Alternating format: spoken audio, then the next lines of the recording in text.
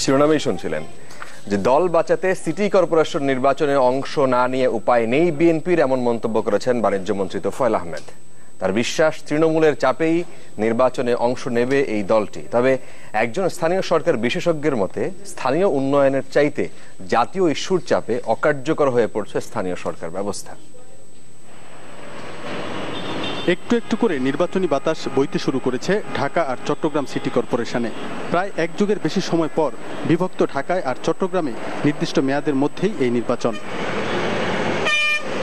ক্ষমতাসীন দলের সমর্থিত প্রার্থীদের প্রচারণা দেয়ালে আর বিলবোর্ডে। যদিও নির্বাচন কমিশনের নির্দেশে এমন প্রচারণায় ছেদ পড়েছে কিছুটা।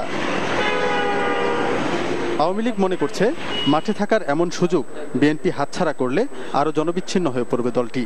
বিএনপি তো 5ই জানুয়ারি নির্বাচন করে নাই 2014 সালে, কিন্তু স্থানীয় সরকার নির্বাচন করেছে। একটি দল যে একটা নীতি নিয়ে কাজ করা সেটা আমরা দেখি না।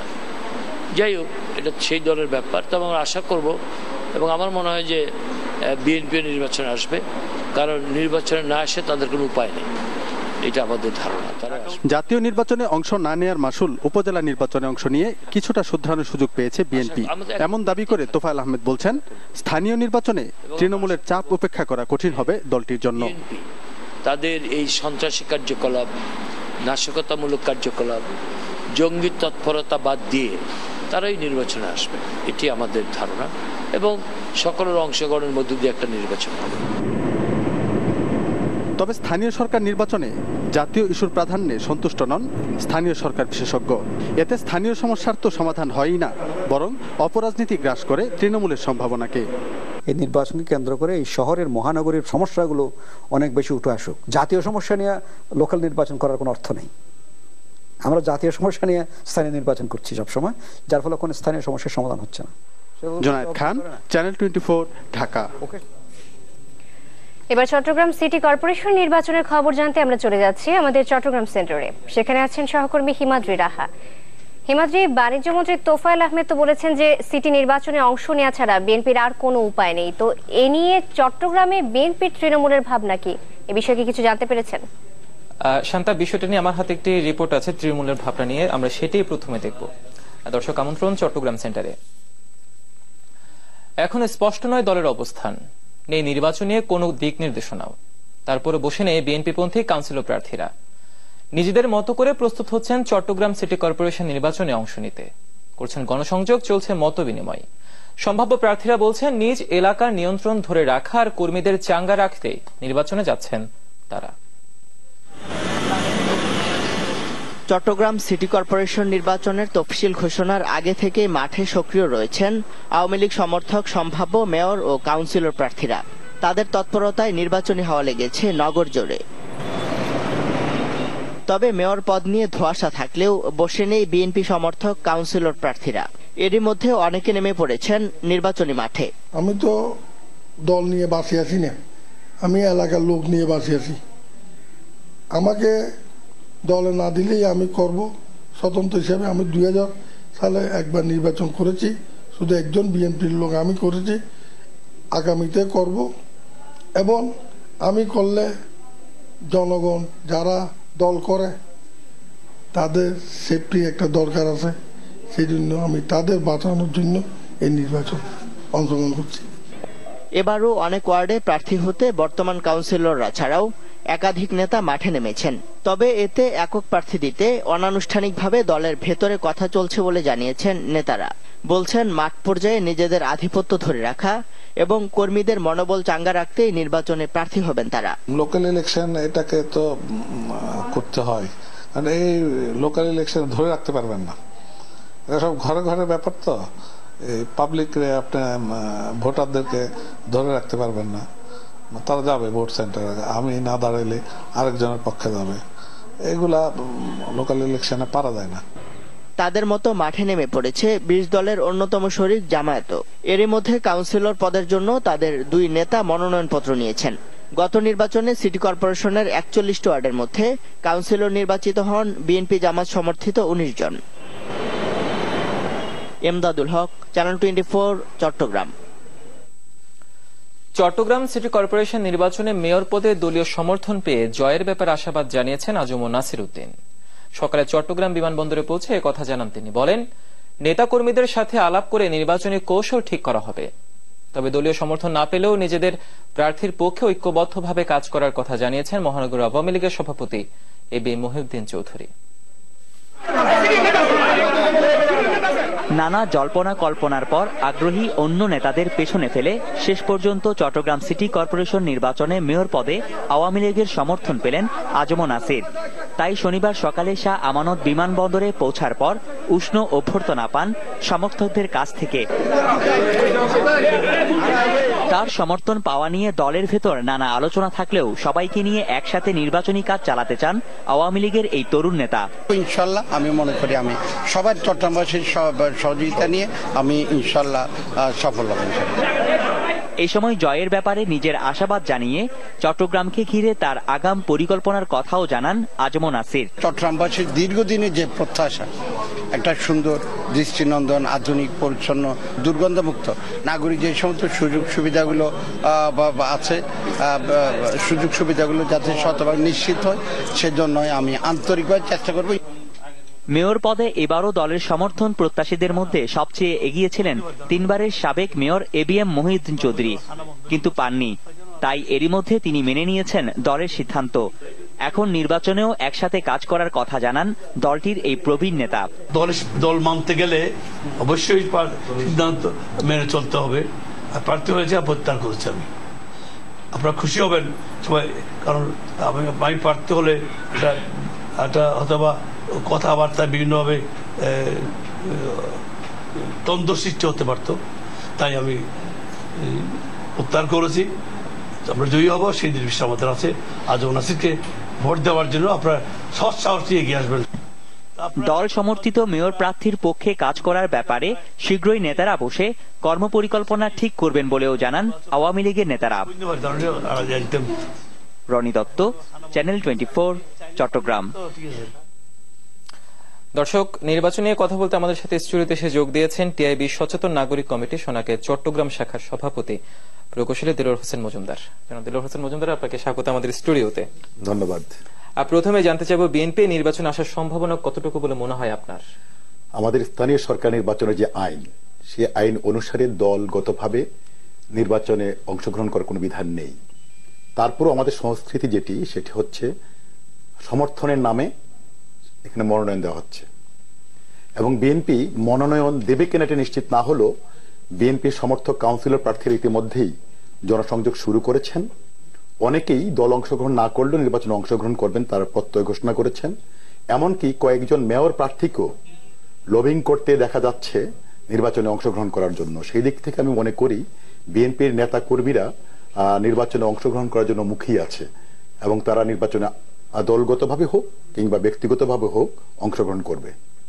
আরেকটি বিষয়, সিটি কর্পোরেশন নির্বাচন আইনত নির্দলীয়, কিন্তু দেখা যায় যে দলীয় ভিত্তিতেই নির্বাচনটি শেষ পর্যন্ত হয়। এটি তো আমাদের ট্র্যাজেডি। আমরা আইনে একরকম, আমরা পালন করি অন্য ধরনের। আইনের প্রতি সবসময় একটি আমাদের বিদ্বেষ কিংবা অবহেলা আমরা দেখাই, এবং যার পরিণতি খুবই খারাপ হয়। এই দলগতভাবে স্থানীয় সরকার নির্বাচনের কারণে যে সংঘাতটি হয়, সেই সংঘাতটি হচ্ছে যিনি কেন্দ্রে ক্ষমতায় থাকেন তার বিপক্ষের কেউ যদি স্থানীয় সরকারে থাকে, তাহলে ওই এলাকাটি উন্নয়ন থেকে বঞ্চিত হয়, জনগণ ক্ষতিগ্রস্ত হয়। এবং স্থানীয় সরকার ব্যবস্থাকে আমাদের সংবিধানে যে শক্তিশালী করার জন্য যে বিধানটি রাখা হয়েছে, সেখানে ব্যত্যয় ঘটে যাচ্ছে, এবং সেখানে ব্যত্যয় ঘটার কারণে স্থানীয় সরকার দুর্বল হচ্ছে। জনগণ স্থানীয় সরকারের কাছ থেকে তার যে প্রাপ্য সুযোগ সুবিধা সেটি পাচ্ছে না, এবং বিভিন্ন স্থানে আমাদের উন্নয়নের একটা বৈষম্য তৈরি হচ্ছে। সারা দেশে ইকুয়ালি আমরা যে এগিয়ে যাব সেই সুযোগটিও তৈরি হচ্ছে না। এবং সেই ক্ষেত্রে আমার মনে হয় আমাদের যতদিন পর্যন্ত এই আইনটি আছে, ততদিন পর্যন্ত আইনের প্রতি শ্রদ্ধাশীল হয়ে এটি নির্দলীয় নির্বাচনই হওয়া উচিত। আর দলীয় ব্যক্তিরা যেহেতু তারাও ভোটার, তারা ব্যক্তিগতভাবে নির্বাচন করতে পারেন। জনগণ যদি করেন তাহলে সমর্থন করে তারা নির্বাচিত হবেন। কিন্তু এই দলীয় নির্বাচন হওয়ার কারণে ভালো প্রার্থী যারা কোনো দলের সমর্থন নেই, যাদের সাথে কোনো মাসুল নেই, যাদের অনেক অর্থবিত্ত নেই, সেই মানুষগুলি নির্বাচনে আসছে না। অনেক যোগ্য প্রার্থী ভোটাররা তাদের পছন্দের তালিকায় নেওয়ার সুযোগই পাচ্ছে না। আরেকটি বিষয়, যেটি বর্তমান যে রাজনৈতিক পরিবেশ দেশে বিরাজ করছে, এই পরিস্থিতি নির্বাচনটা কেমন হয় বলে মনে করছেন আপনি? রাজনৈতিক পরিস্থিতি আমি খুব বলবো যে আমরা একটা শুভঙ্করের ফাঁকের মধ্যে আছি।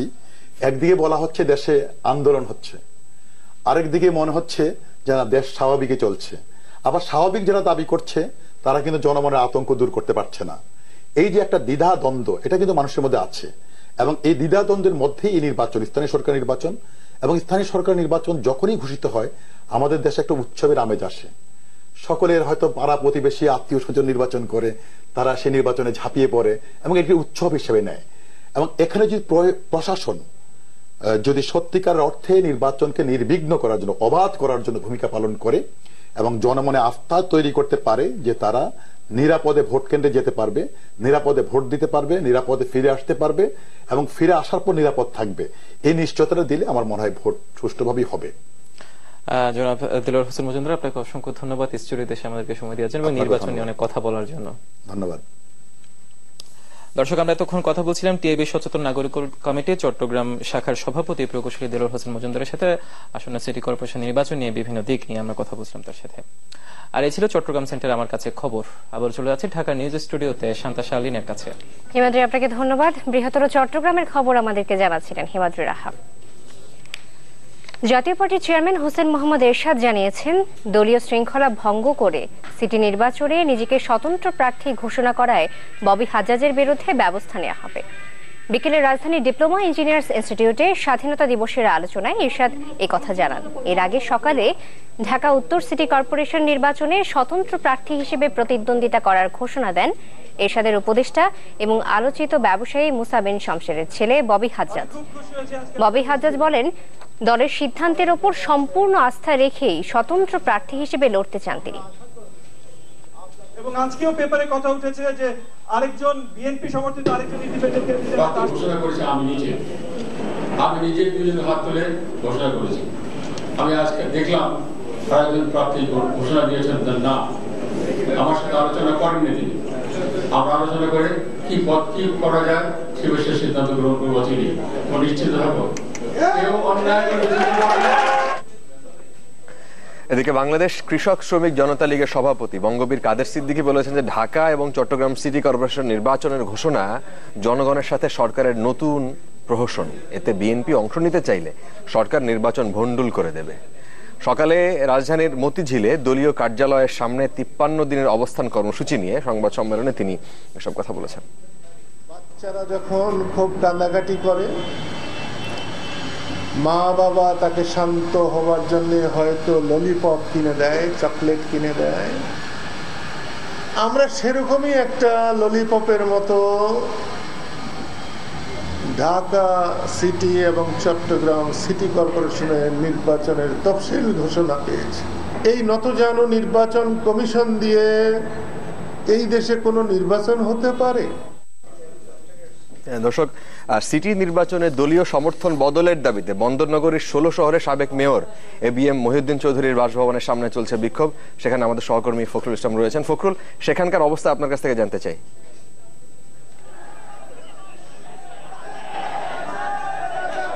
ফারাবি, আপনি নিশ্চয়ই দেখছেন আমার পেছনে লোকজন এখানে দাঁড়িয়ে আছে, অবস্থান নিয়ে তারা বিক্ষোভ প্রদর্শন করছে। এই বিক্ষোভ আসলে কারোর বিপক্ষে নয়, এটা সপক্ষে বিক্ষোভ। আমরা যেটা সকাল থেকে যেটা দেখাবার চেষ্টা করেছিলাম যে গতকাল আপনি জানেন যে গণভবনে মাননীয় প্রধানমন্ত্রীর সভাপতিত্বে যে বৈঠক হয়েছিল ঢাকায়, সেই বৈঠকে চট্টগ্রাম মহানগর আওয়ামী লীগের সাধারণ সম্পাদক আজম নাসির উদ্দিনকে চট্টগ্রাম সিটি কর্পোরেশন নির্বাচনে মেয়র পদে প্রার্থীরা মনোনয়ন দেওয়া হয়েছিল। তো সেই বৈঠক থেকে সবাই চট্টগ্রামে ফিরে এসেছেন নেতারা। আজকে সকাল থেকে মহিউদ্দিন চৌধুরীর বাসভবনে দলীয় নেতাকর্মী তার অনুসারীরা আসতে থাকেন এবং দেখা করতে থাকেন। বিকাল থেকে কিন্তু এই সংখ্যা বেড়ে যায়। আমরা বিকাল সন্ধ্যার পরে এসে দেখি এখানে বিপুল সংখ্যক তার অনুসারী কর্মী সমর্থক উপস্থিত হয়েছেন। এখানে তারা মহিউদ্দিন চৌধুরীর সাথে দেখা করার চেষ্টা করেছেন, কথা বলেছেন। তাদের দাবি একটাই যে দল যে সিদ্ধান্ত নিয়েছে সেই সিদ্ধান্ত হয়তো আপনি মানেন বা সেই সিদ্ধান্ত হয়তো আজম নাসির উদ্দিন নির্বাচন করবেন, তবে এই সিদ্ধান্তের বাইরে যাওয়া যায় কিনা বা দলকে বোঝানো যায় কিনা যে দলের মনোনয়নের যে সিদ্ধান্ত হয়েছে সেই সিদ্ধান্তটা পরিবর্তন করে মহিউদ্দিন চৌধুরীকেই মনোনয়ন দেওয়া যায় কিনা। আর তাদের দাবি হচ্ছে, শেষ কথা হচ্ছে একটাই যে কোনো মূল্যে মহিউদ্দিন চৌধুরীকে চট্টগ্রাম সিটি কর্পোরেশনের মেয়র পদে নির্বাচন করতে হবে এবং তিনি যদি স্বতন্ত্র থেকেও দাঁড়ান বা নির্বাচন করেন তাহলে তারা আশা প্রকাশ করেছেন যে কোনো মূল্যে মহিউদ্দিন চৌধুরী চট্টগ্রামে আগামীতে মেয়র নির্বাচিত হবেন। তবে মহিউদ্দিন চৌধুরী এক কথাই বলছেন যে আমি দলের সিদ্ধান্তের বাইরে যাব না, দল যে সিদ্ধান্ত নিয়েছে আমি সেই সিদ্ধান্তকে সম্মান জেনে আজম নাসিরের পক্ষেই নির্বাচনে কাজ করব। ফারাবি। ফখরুল, আপনাকে ধন্যবাদ। আমরাও সেটা একটু আগে চলা স্টোরিতে দেখলাম যে মহিউদ্দিন চৌধুরী নিজে বলেছেন যে আজম নাসিরের পক্ষে তিনি ভোট চেয়েছেন চট্টগ্রামের মানুষের কাছে। পরের খবরে যাই। নতুন আইনজীবীদের বেশিরভাগ শুদ্ধভাবে বাংলা কিংবা ইংরেজি লিখতে পারেন না। কেস ড্রাফটিং আর ফাইলিংয়েও থাকে নানা রকমের ভুল, এমনকি আদালতের কার্যক্রম সম্পর্কেও নেই সঠিক রকমের কোনো ধারণা। এমন মন্তব্য দেশের সর্বোচ্চ আদালতের আপিল বিভাগের বিচারপতি আব্দুল ওয়াহাব মিয়ার। বার কাউন্সিলের প্রতি তার পরামর্শ হচ্ছে যে আইনজীবীদের প্র্যাকটিসে সনদ দেওয়ার নিয়ম কঠিন করা হোক। আর আইন কমিশনের সদস্য এম শাহ আলম তিনি বলেছেন যে সরকার তার নিজের প্রয়োজন ছাড়া কমিশনের কোনো সুপারিশ গ্রহণ করে না। ৩০ লাখেরও বেশি মামলা ঝুলছে আদালতে। প্রতিদিন গড়ে ৬,০০০ নতুন মামলা সেই জটকে করছে আরো জটিল। আর এসব মামলা ত্রাণকর্তা হিসেবে আইনজীবীদের সংখ্যাও নেহায়েত কম নয়। কিছু পয়সা দিবেই। তবে এই অঙ্গনে যোগ্য মানুষের অভাবকে প্রথম সমস্যা বলে মানছেন আপিল বিভাগের বিচারপতি মোহাম্মদ আব্দুল ওয়াহাব মিয়া। তার মতে লেখাপড়ার দৌড়েও পিছিয়ে আছেন আইনজীবীরা। বার কাউন্সিলের খাতা দেখছি, হাইকোর্ট ডিভিশনের খাতা, অদ্ভুত কাণ্ড যা লিখেছে। আমি চিন্তা করি হাউ পিসফুল, এত মানুষ মেরে ফেলবে, এত কিছু মানুষ তো বাঁচবে না, মানুষ মারা যাবে। মানুষ প্রথম মনে করি আমি যে কোনো ইউনিভার্সিটি যে কোনো টিচারে এই ইংরেজি এবং বাংলা এই দুইটা ভাষা আপনার ইন্ট্রোডিউস করা উচিত। এমনি বলবা ম্যান ওমেন ইকুয়াল রাইট, আর লিগাল প্রফেশন বলবা না না না ওমেনের জন্য আলাদা ফেসিলিটি তো হয় না। বিচারপতি ওয়াহাব মিয়ার মতে বর্তমানে চেম্বার কর্পোরেট প্র্যাকটিসের স্থানে পরিণত হয়েছে, যেখানে নীতি নৈতিকতার কোনো অবস্থান নেই। ক্লায়েন্ট তোমার কাছে আসে উদ্ধার পাওয়ার জন্য, বিপদে পড়ার জন্য না। আপনাদের একবার কোর্ট কাছে কারা আসে? যারা বাইরে ম্যানেজ করতে পারে না। তোমাকে চাইতে হবে উইথ এ সিম্প্যাথি, আমি তাকে উপকার করব, অপকার করব না। রয়াল করলে ফ্যামিলি ধ্বংস হয়ে যায়। কাজেই এই যে ইথিক্স যেটা ভেরি ইম্পর্টেন্ট। সেমিনারে আইন কমিশনের সদস্য এম শাহ আলম বলেন, বিভিন্ন আইন সংস্কার এবং বার কাউন্সিলে আইন পরিবর্তনের জন্য সরকারের কাছে অনেকবার অনুরোধ করা হলো, মেলেনি কোনো সুফল। তাই আইন শিক্ষার ক্ষেত্রে বিশ্ববিদ্যালয় এবং প্র্যাকটিসের ক্ষেত্রে বার কাউন্সিলের এগিয়ে আসার আহ্বান জানান তিনি। আপনারা কিন্তু আরম্ভ করে ছেড়ে দিয়েন না, পারসু ইট দ্য লাস্ট, সফলতা অর্জন না হওয়া পর্যন্ত। সাজিদ হক, চ্যানেল 24, ঢাকা। মে মাসেই শুরু হচ্ছে ঢাকা এলিভেটেড এক্সপ্রেসওয়ের নির্মাণ কাজ। জমি অধিগ্রহণের কাজও প্রায় শেষ পর্যায়ে। প্রস্তুতি চলছে প্রকল্প এলাকা পরিষ্কার করে নির্মাণকারী প্রতিষ্ঠানকে তা বুঝিয়ে দেয়। প্রায় ৯,০০০ কোটি টাকার এই প্রকল্পের অর্থায়ন নিয়েও কেটেছে শঙ্কা। এয়ারপোর্ট থেকে কুতুবখালী পর্যন্ত ২০ কিলোমিটার দৈর্ঘ্যের এই উড়াল সড়ক হতে যাচ্ছে সরকারি বেসরকারি অংশীদারিত্ব বা পিপিপির সবচেয়ে বড় প্রকল্প।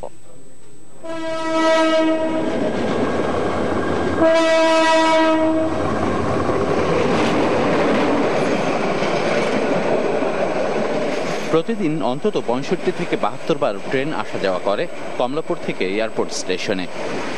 এই রেল লাইনের গাবেই নির্মাণ করা হবে ঢাকা এলিভেটেড এক্সপ্রেসওয়ে বা উড়াল সড়ক।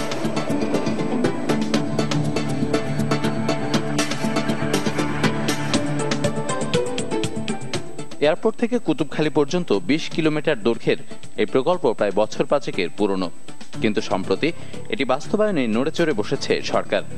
সবশেষ অগ্রগতি হলো দরকারি ২০০ একর জমির প্রায় পুরোটাই করা হয়েছে দখলমুক্ত।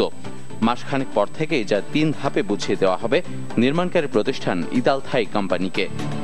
বিনিয়োগকারীকে জমি হস্তান্তরের জন্য জমির ভিতরে যে অবকাঠামো আছে, ইউটিলিটিস আছে, অল এনকাম্বারেন্স ফ্রি করে ওদেরকে হস্তান্তর করবে। আশা করছি মে-জুন মাস থেকে প্রকৃত নির্মাণ কাজ শুরু হবে। সরকারি বেসরকারি অংশীদারিত্ব বা পিপিপির সবচেয়ে বড় এই প্রকল্পে শেষ হয়েছে মাটি ভরাট। পরীক্ষামূলক পাইলিংয়ের জন্য আনা হয়েছে যন্ত্রপাতি। খরচ হতে যাওয়া প্রায় ৯,০০০ কোটি টাকার ৫,০০০ কোটি আসছে চীনের একটি ব্যাংক থেকে। এছাড়া বাংলাদেশের 4টি ব্যাংক এই প্রকল্পে ঋণ দিচ্ছে ১,০০০ কোটি টাকা। মোটা অর্থ সহায়তা আসছে সরকারের পিপিপি তহবিল থেকেও।